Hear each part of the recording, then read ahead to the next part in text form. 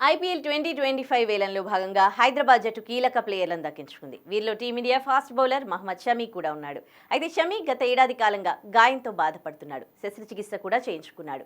ఈ నెలలోనే ఏడాది తర్వాత మైదానంలో అడుగుపెట్టి రంజీ ట్రోఫీలో ఆడుతున్నాడు. ప్రస్తుతం సయ్యద్ ముస్తాక్ అలీ ట్రోఫీలో బెంగాల్ జట్టు తరపున మహ్మద్ షమీ ఆడుతున్నాడు. బౌలింగ్లో రాణిస్తున్నప్పటికీ అతను పూర్తిస్థాయి ఫిట్నెస్తో ఉన్నాడా అనే విషయంపై స్పష్టత లేదు. అయితే తాజాగా శుక్రవారం మరోసారి షమీ గాయపడినట్లు తెలుస్తోంది. బెంగాల్ తరపున సయ్యద్ ముస్తాక్ అలీ ట్రోఫీలో షమీ ఆడుతున్నాడు. శుక్రవారం నిరంజన్ షా స్టేడియంలో మధ్యప్రదేశ్తో జరిగిన మ్యాచ్లో మహ్మద్ షమీకి వెన్నునొప్పి వచ్చింది.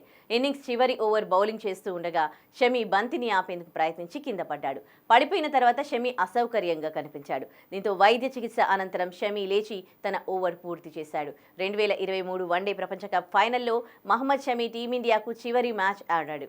దీని తర్వాత చీలమండ గాయం కారణంగా సుమారు సంవత్సరం పాటు ప్రొఫెషనల్ క్రికెట్కు దూరంగా ఉంటున్నాడు. గత ఐపీఎల్ సీజన్కు కూడా షమీ దూరమయ్యాడు.